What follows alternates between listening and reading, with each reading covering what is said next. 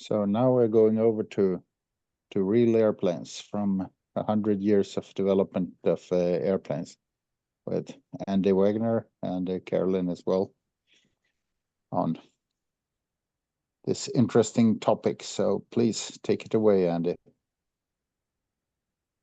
All right. Well, Carolyn's going to do our introduction. So, so hello again. I'm involved in 2 workshops at the conference this year. The second one is with Andy Wagner, and I'm super excited to introduce Andy. If you don't know him, he is a absolutely phenomenal historian, and just knows so much about history in general, but also relative to the Wright brothers. And so I found that incredibly fascinating when we were talking about an opportunity to do something like this. It just kind of fell into place. So that's kind of the background. Andrew is also a phenomenal engineer in the aerospace, or in the aircraft, as I should say, design world. And so he has a tremendous amount of knowledge to bring to the table. What I bring to the table here is process. And so between the 2 of us, we came up with this workshop, and we hope you're going to enjoy it. So Andy, go ahead. So essentially what we're doing is we're using the Wright brothers' invention of the aircraft to illustrate how to build a product development learning plan in an environment where there's a tremendous amount of uncertainty and it requires new innovation. So think back to the Wright brothers and what they knew as they were developing that aircraft. We're going to leverage that situation to help us build a learning plan. And that sets the stage for the use of reusable knowledge, as well as visual management, and also set-based design, which we're not going to talk about here today. But it does tie in with that as well. The Wright brothers didn't do too much of that. And so with that, I've already introduced myself. So yeah, Andy, why don't you thank you for the part of the introduction, Carolyn. Yeah, I'm been an engineer around 25 years now. I grew up in Detroit, so I worked for an automotive supplier. I spent about 9 years with General Electric aircraft engines, and then the past 13 with the Boeing company. A variety of different roles. Early in my career, I was a design engineer, and then I turned to the dark side and became a manufacturing engineer and quality engineer. So that's my current role today. We're going to weave the backstory into the discussion as we go, but Andy will set the stage for us with a short little story at the beginning. We're going to walk through how to build a learning plan. There's some reference here to rapid learning cycles, if you're familiar with that, but we've enhanced it quite a bit, and some of it will look familiar, some of it might not. We've integrated knowledge management into the discussion as well. We'll summarize our key takeaways and invite you to the conference again. So go ahead, Andy. All right. So why the Wright brothers? This is 2 questions. One is, why did 2 bicycle mechanics from Ohio manage to invent the airplane before anyone else did?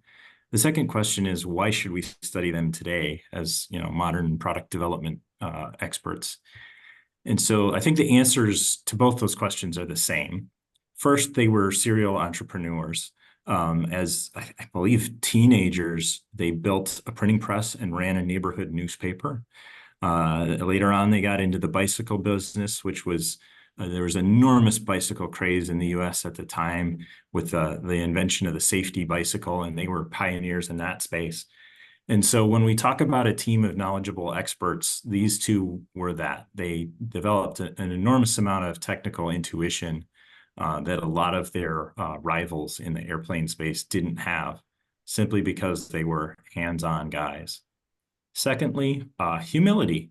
Their father was a bishop in the Brethren Church, and they were really humble sort of folks, especially compared to some of the wealthier and more credentialed people that were also working in this space.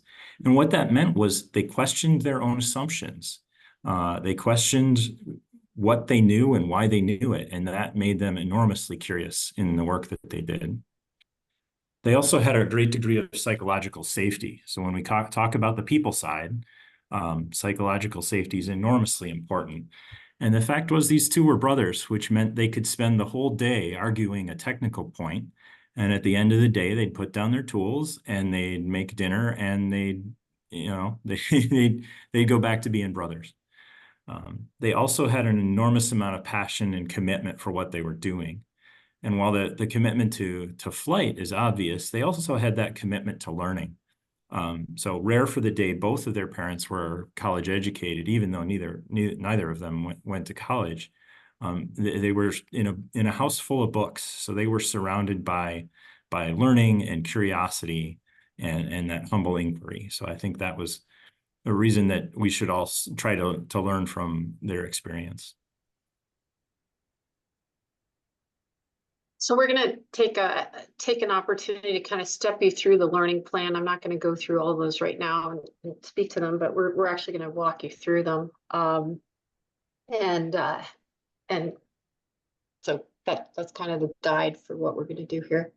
So essentially what we did is we took this hypothesis, if then because, and we said, if we start with the knowledge we have, right? So what we know, research what others have done and build a hypothesis, and then analyze it on the paper, conduct experiments around lift, control, and power, as well as build test equipment, which they needed to do, and gather and document the data and integrate all that learning, then we'll be able to provide an effective solution for controlled, powered, heavier than air flight for all, enabling us to do demonstration flights and educate the population to create a viable business. Because we will have successfully designed an aircraft that all types of customers can safely fly.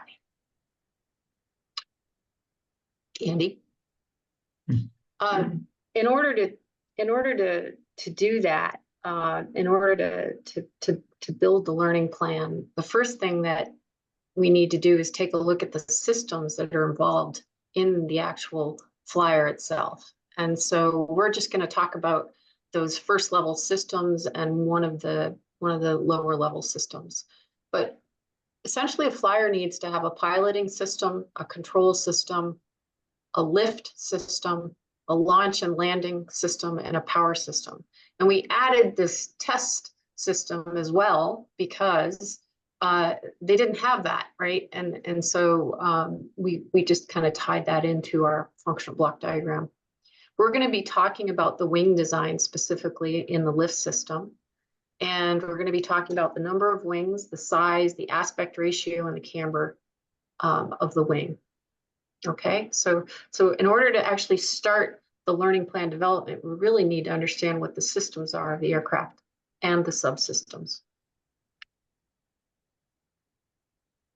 So one of the first steps we want to look at is what did they know and what did they need to learn? And so we use a real simple 2x2 matrix here. What's your confidence in the different systems? And then what is their impact on the product as a whole? So launch and landing, the Wrights had pretty high confidence. There were glider pilots that preceded them. The impact of that on whether you were able to fly or not was pretty small. So this was something they didn't spend a lot of time on. It allowed them, and by understanding that, you know you want to focus your energy on sort of the other side of this matrix. They also had high confidence in generating lift and figuring out, mechanically how to pilot the flyer. The reason for that is, again, these glider pilots that preceded them had written good technical papers. And so they assumed that they could do their research on the existing state of the art and understand how to generate lift. On the piloting side, they were good mechanics, and they assumed that they could use their knowledge of basic mechanisms to come up with a way for the pilot to interface with the control of the aircraft. So they were confident in that. The high impact systems where they had lower confidence were the control system and the propulsion system. From a control standpoint, this was the area that really wasn't well understood. So this is where they believed they would have to make their breakthroughs. And in fact, one of the most famous glider pilots, a man named Otto Lilienthal, died because of the inadequacy of his control system. And so that was a lesson that was very front of mind for the Wright brothers. Propulsion, the big issue is that engines are heavy, and they recognized that they would ultimately have to confront that problem. So what we do is we take these systems and we try to understand the interfaces between them and put them in a sequence based on the interfaces. So we work right to left. We start with the airplane design itself. What is our airplane design? And we put these in the form of a question because we want to make it clear that we're making a decision about that design. So in order to know what our airplane design is, we need to understand what our landing system is. And the reason we need to understand in order to understand our landing system, we need to understand the piloting.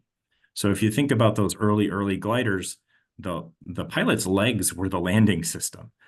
So that was their frame of reference. And so you needed to decide how the pilot was going to sit in the vehicle and what kind of controls and things he would have before you could finalize your decision about the landing. And again, the same sort of logic. In order to understand what the pilot's mechanisms are going to be, you need to understand your directional control. So you need to answer that question first.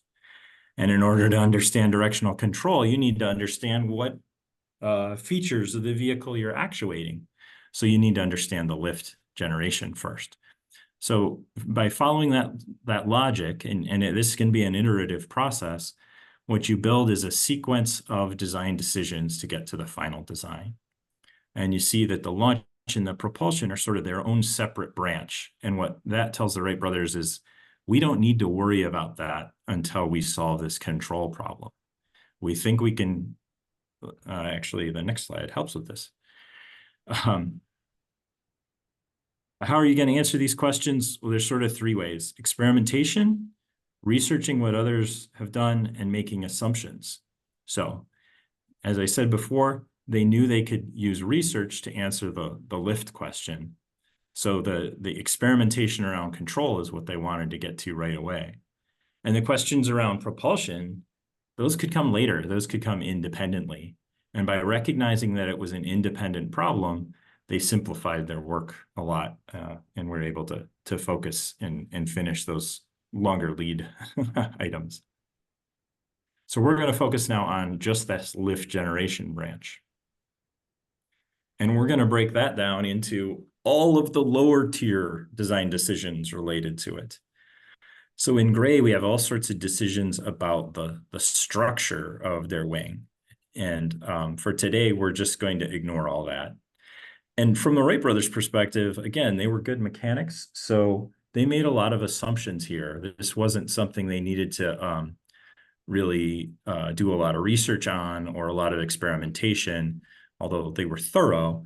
But it was not something that took an enormous amount of time to make these decisions because it was relatively well understood. Where they invested their effort was in the aerodynamics, these questions around the shape of the wings, the size, and then some of the physical characteristics, including the aspect ratio, which is the length, the wingspan versus the width, and then the camber, which is the curvature of the wing.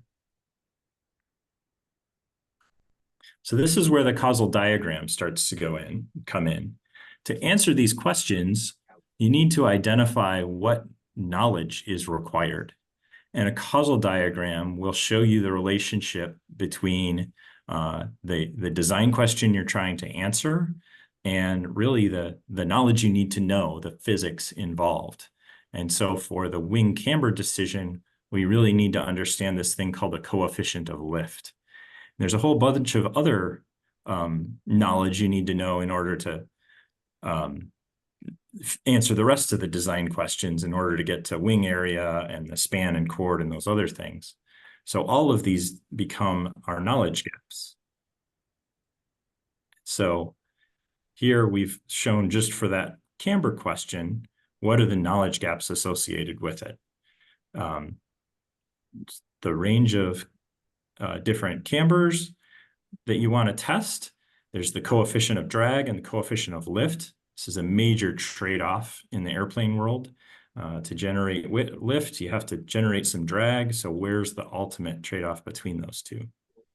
There's a dinging sound. Should I be paying attention to that? I don't think we hear it, Andy. Okay. All right. It's probably my battery dying or something. So you can imagine we've taken just one question of this whole series of questions at multiple tiers of detail. When you go through this process, you end up with an entire wall covered with sticky notes. And so when you want to turn this into, go from decisions to knowledge gaps to a learning plan, you need to put a schedule on it. And so obviously I've oversimplified this for illustration purposes, but you look at how long is it going to take you to close these knowledge gaps? What kind of research or experimentation do you need to do? And then you can start to put a timeline on it. You can look at, do you have enough resources to do the work in parallel, or do you need to go single-threaded? All those sorts of questions come out of this process of building, break down the functions, lay out the decisions, identify the knowledge gaps, identify how you're going to resolve them, and then build a schedule out of it. So this gets us right into the product development schedule. So how did the Wright brothers identify their camber, their curvature for their wing? Well, they did research. They had that work from Otto Lilienthal, who wrote a great paper, and this is actually a reproduction of it on the right-hand side, all the details they needed, those lift coefficients and drag coefficients. And they built gliders using this information. They did the math. They calculated how big the wing needed to be. They took it to Kitty Hawk. They flew it, and the performance was disappointing. They realized they didn't follow what Lilienthal said exactly. They went back a year later and they followed his numbers exactly, and the performance was worse. They, in fact, modified that glider in the sand, in a tent out on Kitty Hawk, and they were able to get it better, but it was still disappointing. And when I say the performance was bad, what I mean is there's a gap between what the math told them should be true and what they measured with their spring scale when they flew the glider. So they had these 3 data points and they had 3 failures. And what they realized was that the data they were getting from Lilienthal was wrong. It was bad. The research was not valid. And it was pretty disappointing. On the trade ride home, Wilbur Wright said, "Not in 1,000 years will man ever fly." But they rallied. They rallied and they accelerated their learning. And they did this by doing the experimentation themselves. They built a wind tunnel.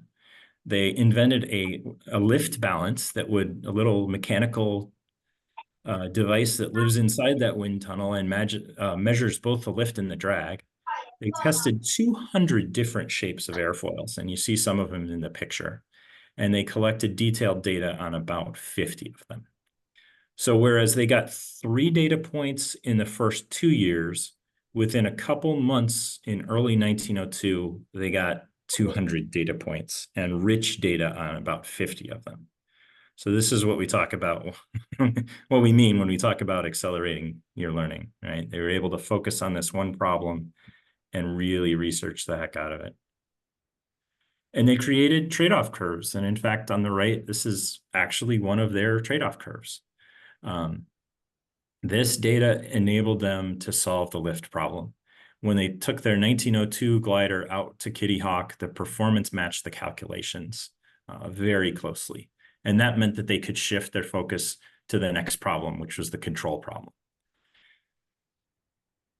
1902 glider, in some ways, is considered the most significant. And their first patent was on the control system for the 1902 glider before they ever put an engine on it.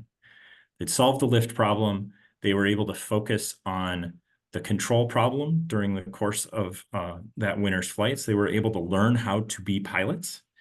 And then by the time they got to 1903, when they did their first flight, solving for the power problem was relatively straightforward. They actually used the wind tunnel to make an extremely efficient propeller. Even by modern standards, that propeller is very efficient. And then with an efficient propeller, they could use a smaller engine, and there's some other innovation in there, but they were able to get the power they needed you know, in a very light package. And of course, we know that quote from Michael Kennedy, success assured.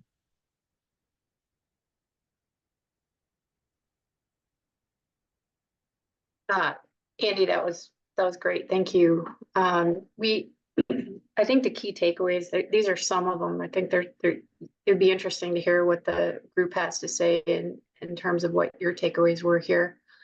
But if we identify sequence key decisions and knowledge gaps and the needed experiments, then we will be able to essentially learn, right? So if we start with those key decisions and we identify the knowledge gaps, those become the foundation for the learning plan. And then from there, we prioritize the learning in terms of what decisions we're going to learn about first, what knowledge gaps we're going to close first, and then we can start to focus on the experiments that need to be done in order to execute those knowledge gaps. So if you, and then the other, so that essentially defines your learning plan and ultimately enables you to get, you know, to your final design. It's not that complicated. It's a process that you've got to essentially follow with discipline, right? And leveraging what you know, right, as reusable knowledge, right, and making some assumptions and understanding, going back to that 2x2 matrix, understanding how confident we are in what we know and the impact of it will help us prioritize those, right? And those key decisions, so that we know where we really need to start in terms of, and then also relative to the sequence of them. And then we can also, yeah, Colleen, right? Critical thinking plus trust. Yes, absolutely. And you should speak to that when I'm finished. I'd be interested to hear more about it. And then the other point here is experimenting with multiple data points, right? And we all know this in this group fairly well. I think that you know, you don't want to do single point design. You really want to do that set-based design where you're actually looking at multiple data points and testing across a range and to the point of failure, right? So as soon as you understand where the failure points are, and you're not going to let your customers figure out where they are for you, as soon as you understand where they are, then you have your feasible design space defined. And then from there, you can, if you're talking set-based design, you can take different points out of the multiple design spaces and start to look at different prototypes and start to test them against each other. So that multiple data point and what they did, you know, what was it, 2 or 3 years to get to the 3 data points, and then just in a couple of months they had 200. It really is important to take the time to get the right data and test to failure up front, and that then sets you up for success in the future. Also, documenting the knowledge for reuse. Just think of the trade-off curve that we just looked at, and how long they've stood as a foundation for flight. Yes, I'm sure we've built off of them and evolved and so on, but they are absolutely foundational to aircraft flight today, right? So just tremendously important and documented. And we still have those documents, which is amazing, because in some organizations, we don't keep them. We don't have them ever documented in the first place. So anyway, here's a key approach to building a learning plan for development of new technology.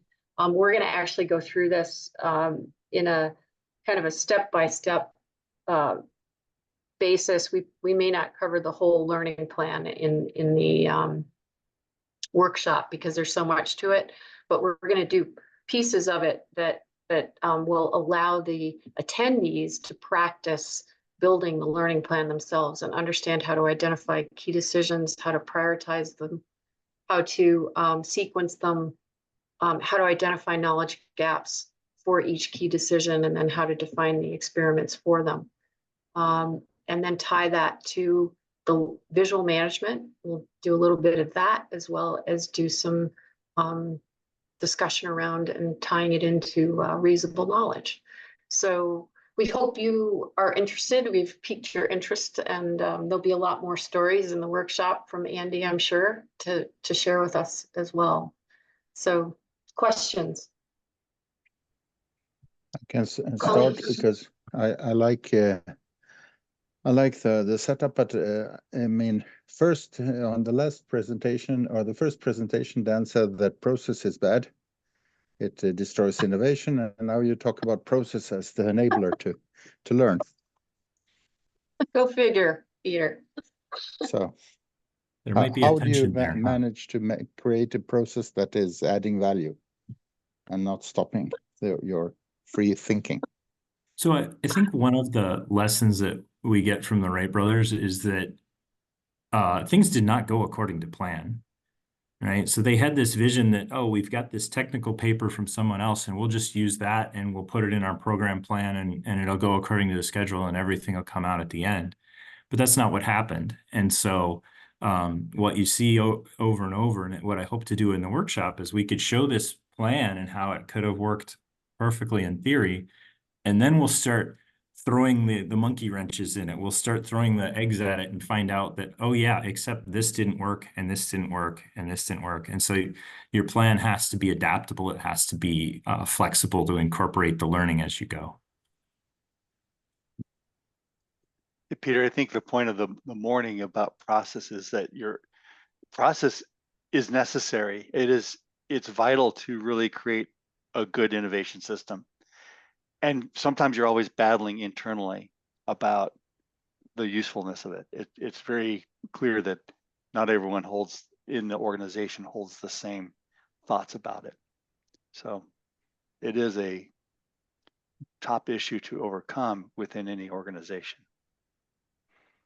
Right. Thank you. So, Any other questions? Colleen, Yeah. Colleen, you had a comment that I'd love to hear you expound on, if you don't mind. You're muted.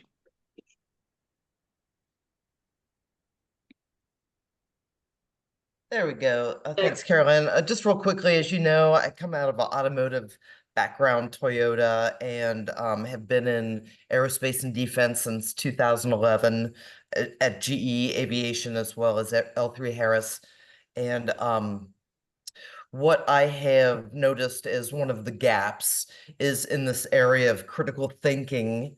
Number one is having a systems thinking, problem-solving approach that is used within the environment. I found that very lacking in aerospace and defense, but the biggest component was really that lack of trust in the environment. And to put that trust into context, I see it in terms of three relationships. It's that trust of management, trust of with your fellow coworkers, and also the relationship with your job. So this presentation has highlighted what some core requirements are in order to make progress in this area. And this is painfully missing today. Thank you, Colleen. Yep. Appreciate that. Very true. Yeah. So Yeah, may I have a last question, Peter? Or maybe? yeah, shoot. Nicholas, please. Yeah, right. No, so thank you for a fantastic presentation. I really thought it was pedagogical also to follow the Wright brothers development. I just wanted to comment on the process thing. I also kind of reflected like Peter did. So it's a little bit interesting to see this discussion around processes. And I think a lot of it is misconceptions because we all live and work in processes, but on different abstraction levels. I think sometimes we mix, when we say processes, we might think about detailed instructions or routines, and we don't think about processes on a higher level, which we need to control the business and to control our operations. So I would say, of course, it's very different where you need detailed instructions and routines and where you should, let's say, allow for more freedom to maybe be more innovative.